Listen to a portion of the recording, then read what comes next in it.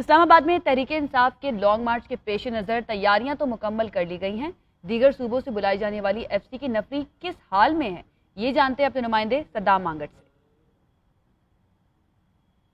तहरीक इंसाफ के लॉन्ग मार्च के पेश नज़र जहां इस्लामाबाद में मुख्तलिफ़ किस्म की तैयारियां जो हैं इंतज़ामिया की जानिब से जारी हैं, वहीं पर जो दीगर सूबों से और बिलखसूस जो एफसी की नफरी इस्लामाबाद बुलाई गई है मुजाहिरीन को कंट्रोल करने के लिए, उनको जो रहाइश है वो इस्लामाबाद फैसल मस्जिद में दी गई है। मेरे वीडियो जर्नलिस्ट अगर आपको ये मनाजर दिखा सके तो ये उनकी रेजिडेंस है इस्लामाबाद फैसल मस्जिद में। बड़ी तादाद में यहाँ पर एफसी के जवान जो हैं वो मौजूद हैं। बिस्तर भी उनको फराम किए गए हैं, मुख्तलिफ़ किस्म की सहूलियात, खाने पीने की चीज़ें भी फराम की जा रही हैं। लेकिन चूँकि रात के वक्त जो है वो यहाँ पर सर्दी बहुत ज़्यादा हो जाती है और इस हवाले से जो इकदामात हैं कदरे कम हैं और एफसी के जो जवान हैं वो यहाँ पर रहाइश पजीर है, यहीं से शिफ्टों के साथ जो है वो ड्यूटी पर जा रहे हैं।